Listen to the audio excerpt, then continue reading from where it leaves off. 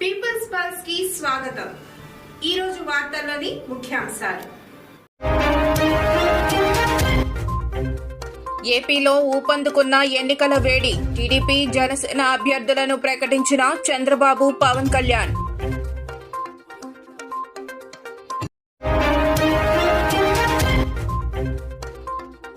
ఐదు రాష్ట్రాల్లో ఆప్, కాంగ్రెస్ మధ్య కుదిరిన పొత్తు, సీట్ల సర్దుబాటు.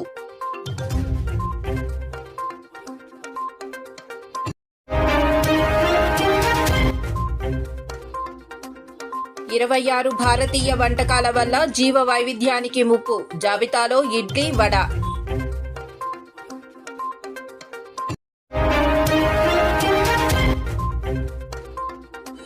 దంపతుల్లో ఎవరికైనా వైద్య సమస్యలుంటేనే అద్దె గర్భానికి అనుమతి.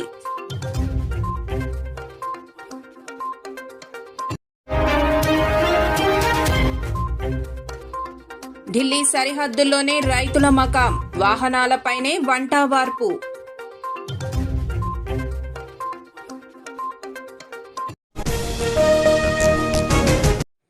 ఆంధ్రప్రదేశ్లో అసెంబ్లీ ఎన్నికల కోలాహలం ఊపందుకున్నది. ఇప్పటికే అధికార వైఎస్ఆర్సీపీ, ప్రతిపక్ష టీడీపీ పోటాపోటీ సభలు పెట్టి ఒకరినొకరు దూషించుకుంటూ ఏపీ రాజకీయాలను రక్తి కట్టిస్తున్నారు. తాజాగా తెలుగుదేశం, జనసేన పార్టీలు తమ పార్టీ శాసనసభ అభ్యర్థులను ప్రకటించడంతో అక్కడ ఎన్నికల వేడి మరింత ఊపందుకుంది. టీడీపీ అధ్యక్షుడు చంద్రబాబు, జనసేన అధ్యక్షుడు పవన్ కళ్యాణ్ ఒకే వేదికపై నుంచి తమ తమ పార్టీల అభ్యర్థుల పేర్లతో కూడిన తొలి జాబితాను వెల్లడించారు. ఈ కార్యక్రమంలో రెండు పార్టీల సీనియర్ నేతలు పాల్గొన్నారు. ఈ జాబితాలో టీడీపీ 94 స్థానాలకు అభ్యర్థులను ప్రకటించింది. జనసేన మొత్తం 175 స్థానాలకు గాను 24 అసెంబ్లీ స్థానాల్లో మొత్తం 25కు గాను 3 పార్లమెంటు స్థానాల్లో పోటీ చేయనుంది. తొలి జాబితాలో 5 అసెంబ్లీ స్థానాలకు అభ్యర్థులను ఖరారు చేసింది. టీడీపీ తొలి జాబితాలోని అభ్యర్థుల్లో బెందాళం అశోక్ ఇచ్చాపురం నుంచి, అచ్చెన్నాయుడు టెక్కలి నుంచి, కొండ్రు మురళి రాజాం నుంచి పోటీ పడనున్నారు. అదేవిధంగా ఆముదాల వలస నుంచి కూన రవికుమార్, గజపతి నగరం నుంచి కొండపల్లి శ్రీనివాస్, పాలకొల్లు నుంచి నిమ్మల రామనాయుడు, జగ్గంపేట నుంచి వెంకట అప్పారావు బరిలో దిగబోతున్నారు. ఇక 5 అభ్యర్థులతో కూడిన జనసేన తొలి జాబితాలో నాదెండ్ల మనోహర్ తెనాలి, కొడతాల రామకృష్ణ అనకాపల్లి, రాజానగరం బత్తుల బలరామకృష్ణ ఉన్నారు. రానున్న లోక్సభ ఎన్నికల్లో కాంగ్రెస్, ఆమ్ ఆద్మీ పార్టీ మధ్య పొత్తు కుదిరింది. ఢిల్లీ సహా గుజరాత్, హర్యానా, చండీగఢ్, గోవాలో సీట్ల షేరింగ్ ఓ కొలిక్కి వచ్చింది. సీట్ల సర్దుబాటుపై పలు దఫాల చర్చల అనంతరం ఇరు పార్టీలు ఓ ఒప్పందానికి వచ్చాయి. ఈ మేరకు 5 రాష్ట్రాల్లో కలిసి పోటీ చేస్తున్నట్లు శనివారం అధికారికంగా ప్రకటించాయి. శనివారం ఉదయం ఢిల్లీలో ఆప్, కాంగ్రెస్ నేతలు సంయుక్తంగా మీడియా సమావేశం నిర్వహించి ఈ విషయాన్ని వెల్లడించారు. మొత్తం 5 రాష్ట్రాల్లో ఆప్, కాంగ్రెస్ కలిసి పోటీ చేస్తున్నట్లు ప్రకటించాయి. దేశ రాజధాని ఢిల్లీలో మొత్తం 7 లోక్సభ స్థానాలకు గాను అధికార ఆప్ 4 స్థానాల్లో పోటీ చేయనుంది. సీఎం కేజ్రీవాల్ నేతృత్వంలోని ఆప్ పశ్చిమ ఢిల్లీ, దక్షిణ ఢిల్లీ, తూర్పు ఢిల్లీ, న్యూఢిల్లీలో పోటీ చేయనుంది. ఇక Congress north east Delhi, north west Delhi, Chandni Chowk స్థానాల్లో బరిలో నిలవనుంది.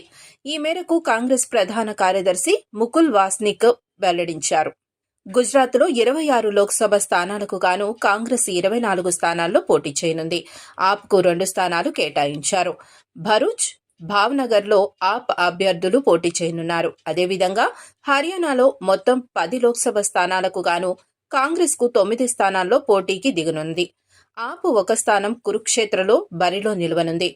గోవా, చండీగఢ్ లోక్సభ స్థానాల్లో కాంగ్రెస్ మాత్రమే పోటీలో నిలిచేలా ఒప్పందం కుదిరినట్లు ముకుల్ వాస్నిక్ తెలిపారు. ఇక గోవా, చండీగఢ్లో లోక్సభ స్థానాల్లో కాంగ్రెస్ ఒంటరిగానే బరిలో దిగనుంది. గోవాలో ఉన్న 2 లోక్సభ నియోజకవర్గాలు, చండీగఢ్ నియోజకవర్గంలో కాంగ్రెస్ పోటీ చేయనుంది. భారతీయులు తినే పలు ఆహార పదార్థాలు జీవ వైవిధ్యానికి ముప్పు కలిగిస్తున్నాయని తాజా అధ్యయనం పేర్కొంది. ప్రపంచవ్యాప్తంగా 151 వంటకాలపై జరిపిన పరిశోధనల్లో 26 భారతీయ వంటకాల వల్ల జీవ వైవిధ్యానికి ఎక్కువ ముప్పు ఉన్నట్లు తేలిందట. వాటిలో ఇడ్లీ, వడ, చనా మసాలా, రాజ్మా, చపాతీ సహా పలు ఆహార పదార్థాలు ఉన్నాయి. యూనివర్సిటీ ఆఫ్ సింగపూర్ పరిశోధకుల అధ్యయనంలో పర్యావరణంపై ఆహార పదార్థాల ప్రభావం వెలుగు చూసిందట.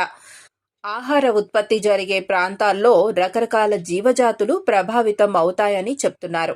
వ్యవసాయం చేసే ప్రదేశాల్లో క్షీరదాలు, పక్షులు, ఉభయచరాలపై పడే ప్రభావంపై పరిశోధకులు అంచనా వేశారు.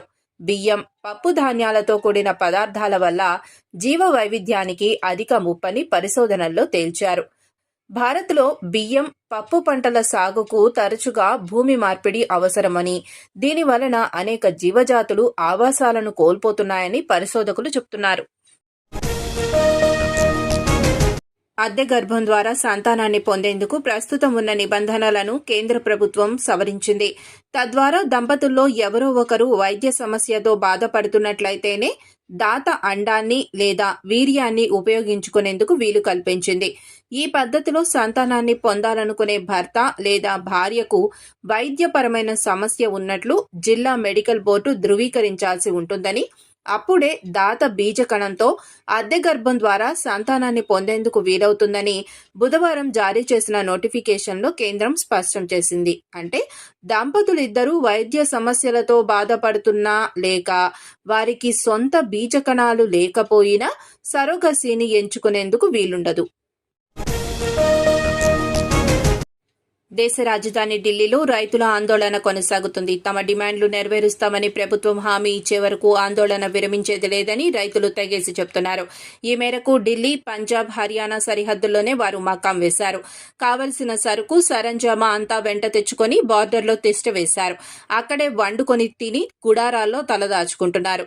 తాము పండించిన పంటలకు కనీస మద్దతు ధర కల్పించాలని, గత ఆందోళనల సందర్భంగా తమపై నమోదు చేసిన కేసులను ఎత్తివేయాలని రైతులు ప్రధానంగా డిమాండ్ చేస్తున్నారు. రైతుల డిమాండ్లపై చర్చకు సిద్ధమంటూనే ప్రభుత్వం తాత్సారం చేస్తూ వస్తోంది. గతంలోలా రైతులు రాజధానిలోకి చొచ్చుకు రాకుండా భారీ బందోబస్తును ఏర్పాటు చేసింది. పంజాబ్, హర్యానా నడుమ గల శంభు సరిహద్దుల్లో రైతులు వాహనాలపైనే వంట చేసుకుంటున్న దృశ్యాలను కింది వీడియోలో చూడవచ్చు. వార్తలు ఇంతటితో సమాప్తం. చూస్తూనే ఉండండి పీపుల్స్ పల్స్. సామాన్య ప్రజల గుండె సవ్వడి, ప్రజానాడి.